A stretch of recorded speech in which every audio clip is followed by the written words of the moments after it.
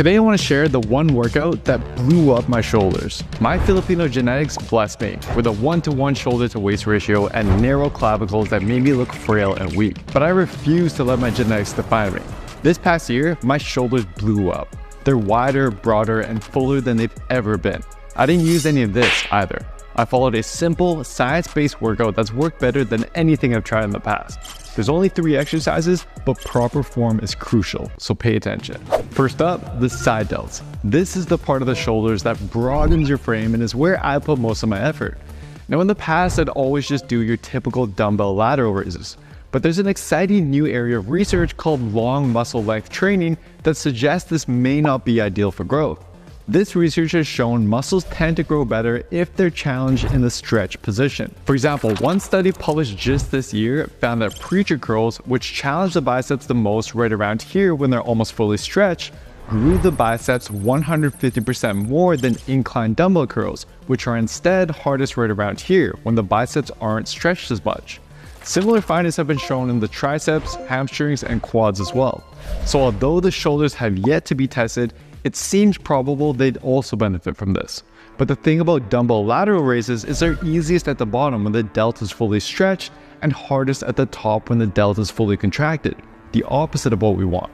So my main exercise was instead behind the body cable lateral raises, where I stand in front and to the side so my side delt is now stretched behind me. But simply stretching your delt isn't enough. You need to make sure the cable is at the right height so it challenges your delt the most when it's stretched. If the cable is set at the very bottom, the exercise will challenge your delts closer to the end. Whereas if you bump it up by 2 or 3 notches, the exercise will now challenge your delts more at the beginning when they're stretched. Now, if you don't have access to cables, dumbbell lateral raises are still a great option and are probably complementary to this exercise. And you can implement the stretch research with them by first doing as many full reps as you can and then finishing off your set with partials at the bottom to work your delts more in that stretch position. That said, there is one more tip I applied to my side delt training that made all the difference. It has to do with how much weight I used. Usually, whenever I do lateral raises and try to increase the weight, my form would get sloppy and I'd start feeling it all in my traps. But a recent 2022 study helped provide a solution to this. One of our Built with Science researchers, Daniel Plotkin, actually ran this study, so I'll let him share the results. We took trained individuals and we wanted to answer the question of if you increase in reps or you increase in load, will there be differences in muscle size?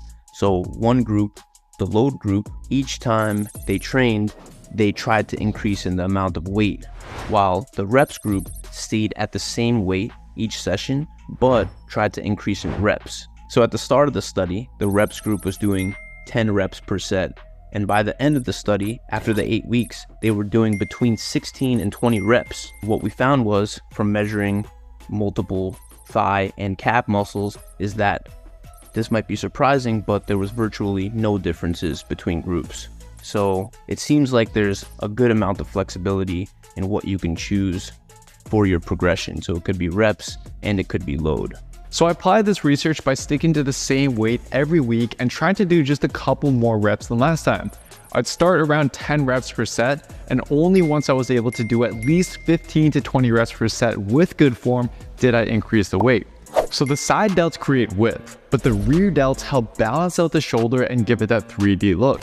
But it is by far the most underdeveloped part of most people's shoulders, and that was no exception. My rear delts have always been trash.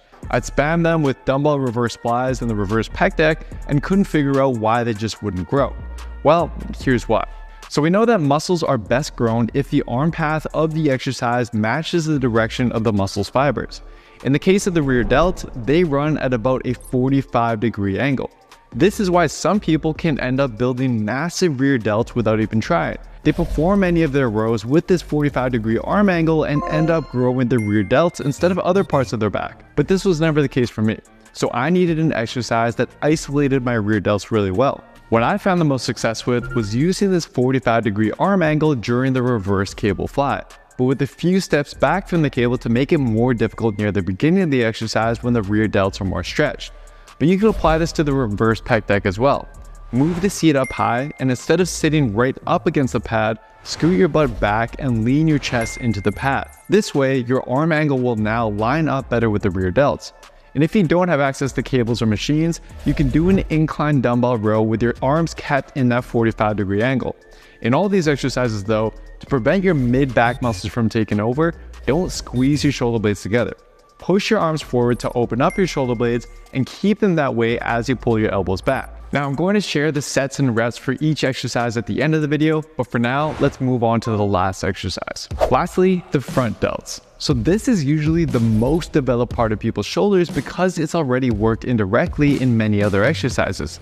In fact, in studies, researchers would count one set of bench press as one set for the chest, but also one set for the front delts. But it's still a good idea to do at least one exercise to work this area, especially since the exercise I'll show you can help indirectly grow the other parts of your shoulders as well. Now, unfortunately, there's no studies that have compared how well different exercises grow the front delts. But remember how we said muscles are best grown if the arm path of the exercise matches the direction of the muscle's fibers? Well, for the front delts, the arm path looks something like this, which matches quite well with the overhead shoulder presses.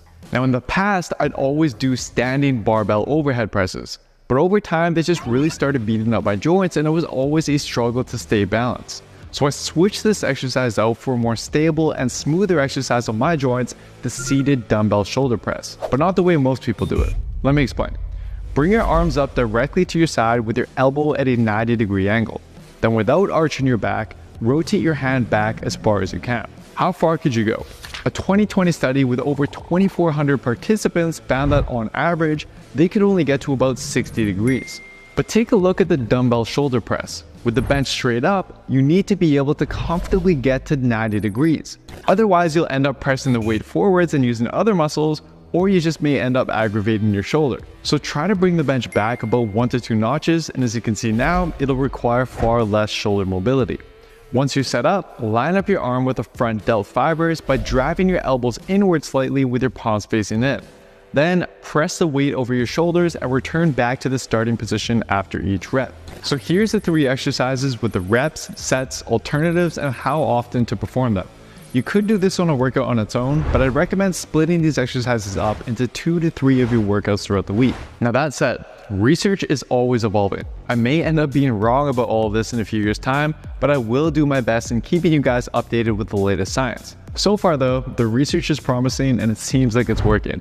And if you guys want a step-by-step plan that takes care of all the science and guesswork for you so you can build muscle and lose fat as efficiently as possible, just take our quiz at builtwithscience.com to find the best plan for you and your body. I highly recommend giving this video a watch next, which dives into all the exercises that are known to provide better muscle growth because of the stretch research we talked about earlier. Thank you so much for watching, and I'll see you next time.